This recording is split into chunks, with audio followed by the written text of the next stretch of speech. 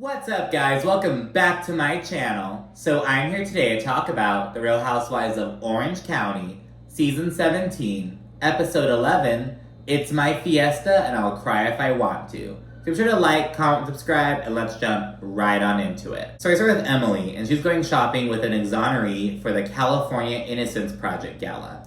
So this person is someone who was free thanks to this charity.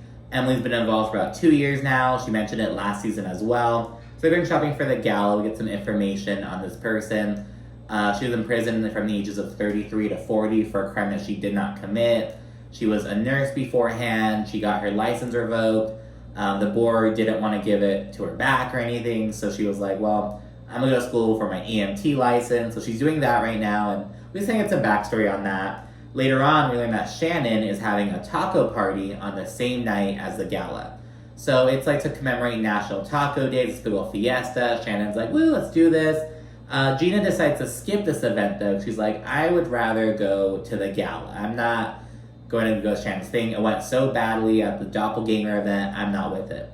However, Emily, she's currently planning on attending Shannon's event afterwards. She's like, I'll just show up late because the gala's down in San Diego. Shannon's thing is in Huntington Beach. So she's like, I'll just, pop back over and everything. So that's the current plan. Like Gina, Heather also has some reservations. She's like, it went so badly with Shannon, but she wants to kind of go chat with her. So she meets up to just to kind of clear the air while Shannon's setting up at the beach. So she's doing something like right on the fucking beach. It's not a very big set. It's like right next to the fucking lifeguard post, it seems like. So anyway, Heather rolls up. She says that she has not spread information about Shannon's relationship. And she also denies ever initiating conversations about Shannon and John.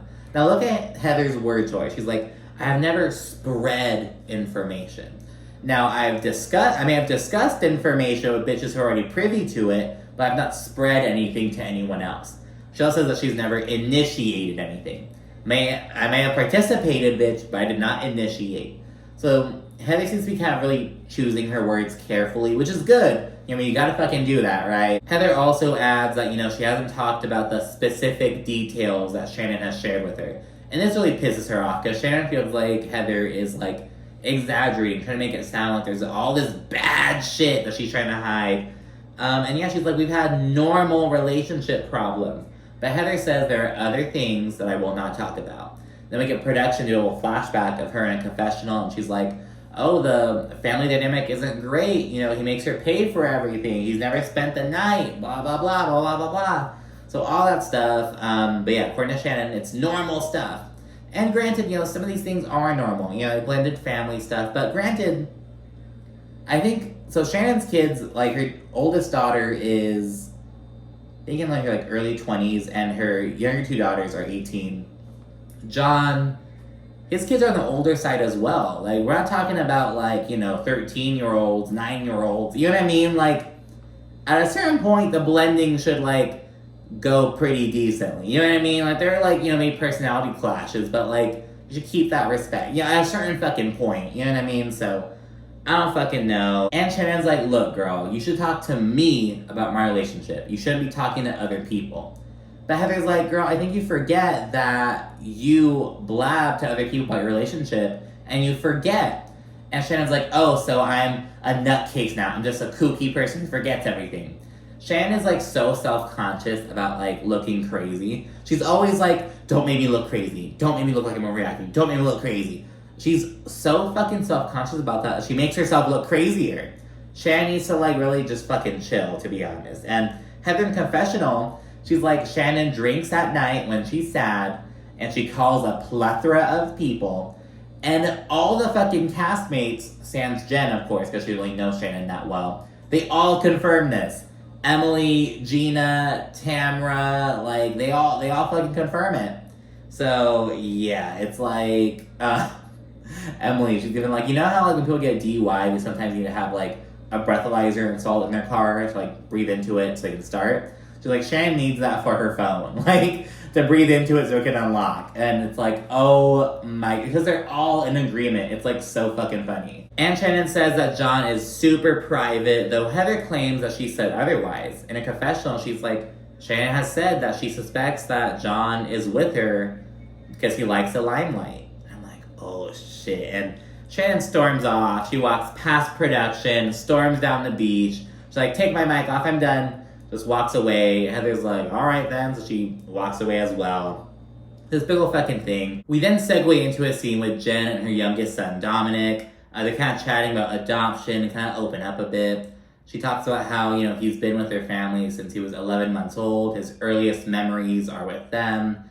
But sometimes ask about her, his birth mother, and kind of natural curiosities. She mentions kind of being a little bit more protective of him, and she also talks about how he'll sometimes, express feeling different from his siblings because they're all white with blonde hair and he's Latino. So it's like, he has that kind of clash a little bit because they're all he's known. But Jenn asks him, does anyone ask you, oh, your mom's white, but you have this gorgeous brown skin. Like, does anyone ask you about that? And he says no, but it's just kind of these personal things. And it really kind of struck a chord with me because, my dad's side of the family, they're half white and half Mexican, but they're very white passing. I have my dad's, features, but I have my mother's skin, you know what I mean? So on my dad's side of the family, I'm, the only one who's, brown. And so when I was younger growing up, it was kind of like, oh, you kind of compare yourself to, the Eurocentric beauty standards, what's around, you know what I mean? So you kind of have these feelings. I kind of talked to my mom about it. She's kind of expressed having other feelings about that when she was growing up, you know what I mean? So it's a common thing. So it was kind of just, touching to hear it kind of be acknowledged. And at one point, Jenn was like, oh, mommy would kill to have your beautiful dark hair or your beautiful skin. And my grandma used to kind of say similar things to me when I was growing up. As I got older, I was like, girl, really? I don't, I don't know. You know what I mean? It was just kind of is that true? Are you being factual? Are you considering, the societal? I don't know, but it was really heartwarming seeing, you know what I mean?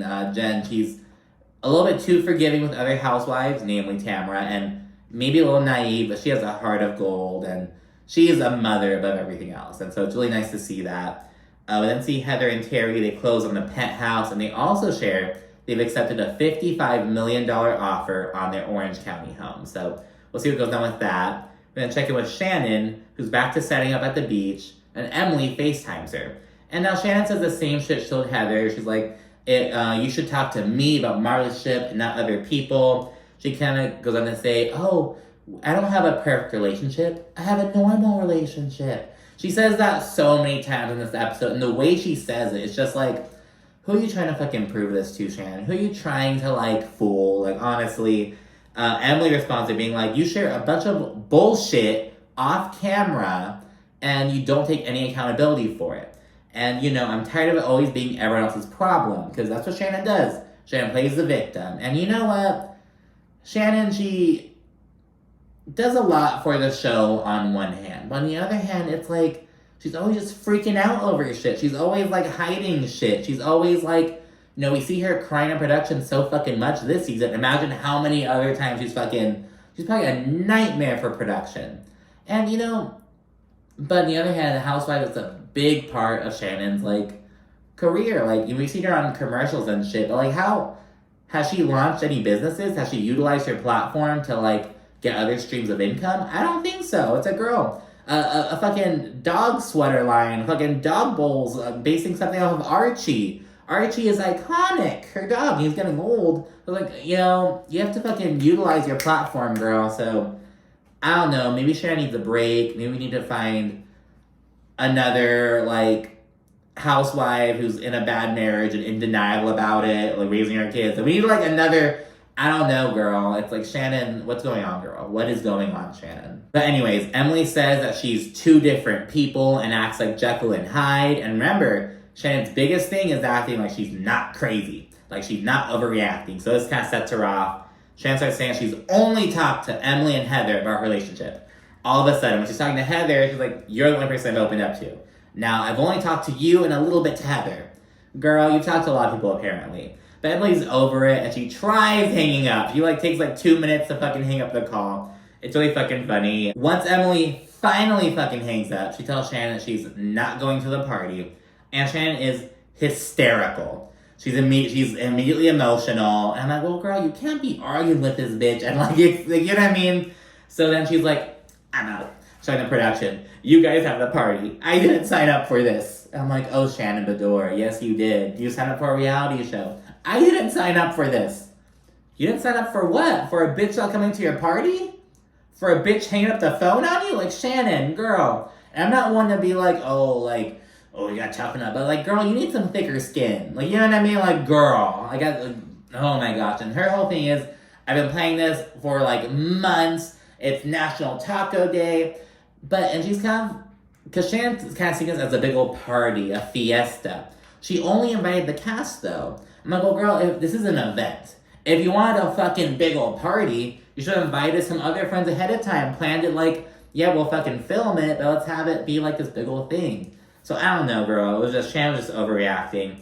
Shannon's asking production if they could please not film. It's, oh my gosh. And Emily is venting meanwhile, like over at her location. She's talking like, Shannon plays the victim. I'm tired of it. And production seems to be kind of agreeing with Emily. I don't know if it's kind of like the passive, like, oh yeah, I hear you. Or it's like, yeah, Shannon does that. I'm not sure, but they seem to be kind of agreeing with Emily a little bit. Shannon goes off the fucking rails. She straight up says, oh, well, if these assholes want to air out my relationship drama, well, I'm gonna do it. And she's like, oh, does he spend enough time with me? No. Is there enough money? We're not sure. And his kid doesn't like me, but we can't talk about that because it makes him upset. And she's like, and this can't go on camera. This can't go on the show. Production's not doing Shannon any fucking favors. I guess you wondering, how many favors has production does Shannon? How many times has Shannon fucking flipped out? We fucking all heard that rumor about Heather allegedly flipping out last season that Noella told us about. How much of this shit goes on behind the scenes on Orange County specifically? I'm not sure, girl. Very interesting. John then calls her. Shannon is just crying because Emily hung up. It reminded me of way back when at this fucking costume party. Shannon went up to his then husband, David, and she's like, David, Kelly just called me dumb.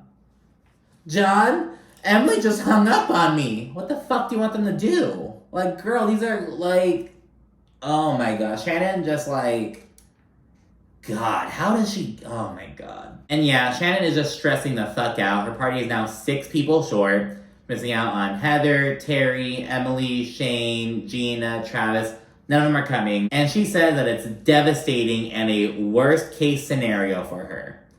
Oh my God, Shannon. Tamara and Eddie arrive, and there's some random couple there as well. And Tamara's like, Shannon called me hysterically crying, talking about how all these people bailed, so I made sure to come through. I'm gonna bring good vibes. And I can guarantee Shannon did the same thing, and she called her one fucking free friend to come over with her husband. It's like, you have to, because once Tamara and Eddie arrive, the fucking random girl, she's like, oh, thank you guys for coming through to support our friend. Like, she's very much privy to it. I'm like, damn well Shannon probably called, all her fucking friends. Can you please come? Can you please come? Girl. Oh my God. It was just way too much, girl. Taylor, Jenn, and their respective men roll through, and that's the whole party. But Tamara's like, we're just gonna fucking have fun. We'll make the most of it. Woohoo. Shots start flowing and everything. Shannon, she gets salt on her nose. And, that sounds euphemistic, but, Eddie then toasts to Shannon and John's relationship, and in response, John's like, oh, it's not perfect. It's not perfect. And I'm like, okay, it's getting a little bit old. And Eddie's like, you mean you're not fucking some other woman? And it's kind of ugh. he's just drinking. But Ryan comes through with a fucking comic relief. He's like, Eddie, that's my job, bro. Just totally saves the situation. Because, Shannon and John didn't seem to think it was very funny. But, so it's all good. They then start kind of chowing down. And Jenn kind of tells Shannon about how Gina feels like Shannon was kind of poking around in her relationship. And Shannon, she brings up how, well, all I told Gina was how, if I were crying to John Jansen 3 years into our relationship about David Beador, he would say, hit the fucking road. And I'm like, oh, so your fucking piece of shit man wouldn't emotionally support you. And Shannon is a bitch who needs emotional support. Shannon is a bitch who needs someone, you know what I mean? Maybe, I don't know, maybe you need someone like Travis, someone who's more understanding. Maybe, that's a thing. But yeah, Shannon's like, oh, well, I wouldn't be able to do that in my relationship, so Gina should watch out. Even though they're two totally different dynamics, they're from two totally fucking different generations. Like, you know what I mean? Like, no correlation. And Shannon then says that she's always tried to be nice to Gina. And she brings up again how she, you know, came through and helped her out when she needed it. You know, shit relating to Gina's DUI. And Shannon says she was gonna get arrested at 8 in the morning. Her kids would have gone to Child Protective Services. And everyone seems to be like, so whatever, letting Shannon talk. But Jenn is upset. Because like I said, Jenn is a mother. And she's like, oh, you do not talk about mothers and their children and CPS and all that shit. I don't care how much you tried to help her, that's fucking wrong. So Jenn, I'm like, yes, Jenn, that is very wrong. And like, Tamara didn't seem to fucking bat an eye at it. Like, no, Taylor didn't seem to fucking bat an eye at it. No one cared. Except Jenn Pedranti. Because she's a fucking good person. And yeah, Shannon's event ends with this tequila gun being brought out. It's kind of like casual at first, kind of shooting shots in people's mouths. Then Tamara grabs it and starts fucking shooting it at people. It's this big old fucking thing. Just that one friend takes it a little bit too far. She's like, ha ha, like, and like, ugh, like, oh girl. Then we check out Heather's LA penthouse real quickly. She says that she and Terry feel like newlyweds again. They're so excited for this new chapter. And they keep on saying that, though. They keep on talking about how excited they are for this new chapter, how great they're doing. But the next episode, we see that they staged some paparazzi pics, allegedly. So I'm like, well, if it's so... when people are doing well, they don't have to share that they're doing well. Bitches just fucking know. You know what I mean? So... who the fuck knows? And then we see Jenn. She has Gina over. They actually live only like 5 minutes apart. It's really convenient. We have to see some baby kitties, and because Jenn, she's fostering them. It's so cute. They're so small and so tiny. Gina says that she didn't go to Shannon's event because, you know, Shannon accused her of trashing her relationship. She just didn't want to have to fucking deal with that. And Jenn says, well, you know, Shannon didn't mention that. But she did bring up how she was allegedly helping you with your DUI stuff and that your kids would have gone to CPS. And, you know, Gina shuts this shit down and she calls it a completely false statement. She's pretty pissed off about it. Understandably, who the fuck wouldn't be pissed off about it? And she's even like, this doesn't make any fucking sense. If everyone with a DUI got their kids taken away from them, half of fucking Orange County wouldn't have their kids. Like, so... I love that little dump in Orange County, to be honest. So yeah, and Gina mentions how Shannon loves to bring up how she helped her, all that shit. That's like just, oh man, that was the worst kind of fucking people. The worst kind of people. Like, oh, did you forget that I drove? Oh, did you forget that I did that? It's like, bro, like, just the people who like do shit just to hold it over your head. The worst kind of fucking people, point blank. Gina says she plans to address this with Shannon and just shut her the fuck up. However, in the preview for the next episode, we see that Shannon blatantly denies this. She even's like, oh, strike me down. I did not say that. Never said it. God, you cannot believe a word out of that kooky bitch's mouth. Like, oh my goodness. And yeah, Gina's like, you can't light me on fire and let everyone watch me burn so you don't talk about you. This is implying that, you know, Shannon's just trying to throw Gina under the bus, get all the attention on Gina just so they stop talking about her relationship. As, you know, fuck Shannon. Then we see Emily and Shannon to meet for lunch. Emily apologizes for popping off on the FaceTime call, and Shannon says that she's upset that Emily talked about her relationship behind her back. That is why Shannon's upset. But Emily's like, I talked about your relationship with other people who already knew about your issues because I was concerned. That's what happened. I didn't share this shit with any new people. I wasn't gossiping. I was sharing my concern with other people who were, like, aware of the matter. But Shannon feels like she's exaggerating. And she's like, none of our issues have to deal with abuse or cheating or drug use or illegal stuff. None of that. And it's like, well, that doesn't mean you have a good relationship. Just because, like, it isn't shit doesn't mean it's good. You know what I mean? Like, damn, girl. And yeah, Shannon adds that Heather is insinuating there's all this bad shit that she's hiding about her relationship, which is just not true. And that's what's really pissing Shannon off. So Shannon still has her sights on Heather, and she's so pissed. not even fucking looking behind her back to see, no, Tamara is also the one who's fucking out there fucking stabbing you behind your back. But, you know, whatever. Shannon says that Heather has a history of making things, like, look worse than they are. Which is true. We see a scene of fucking Heather being like, oh, Terry, should we call an ambulance? I think Shannon may be having a psychotic break. I think she may be having a psychotic break. Heather's such a fucking dirty bitch for that. Now she wants to be all fucking fun, talking to her fucking oldest son. Oh, hey, you know, la la la, don't have any parties in our penthouse. Girl, like, Heather's such a phony bitch, to be honest. Like, oh my goodness, I can't. But, we have to acknowledge that Shannon is also known for fucking hiding major issues about her relationships. She did it with David, she's doing it with John. So yeah, Heather does have a fucking history of, you know, maybe adding some sauce on that shit, making, like, you know, in a really nasty kind of way. You know what I mean? But Shannon, you don't have a clear history either, girl. You know, we have to call it what it is. Shannon says that Heather's manipulative and calculated, my favorite words for Tamara.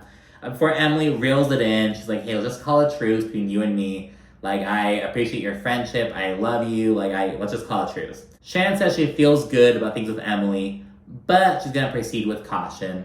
And that's where the episode ends. And in the preview, like I mentioned, we see Gina calling Shannon out, but Shannon lies through her fucking teeth. After calling Heather a liar all this episode, all that shit. We also see some suggested shakiness in Jenn, Shannon, and Heather's relationships. And we also see a sit down between Shannon and Heather. So we have that to look forward to. So anyways, thank you so much for watching. Be sure to like, comment, subscribe, and stay tuned for more. Thanks again. Bye.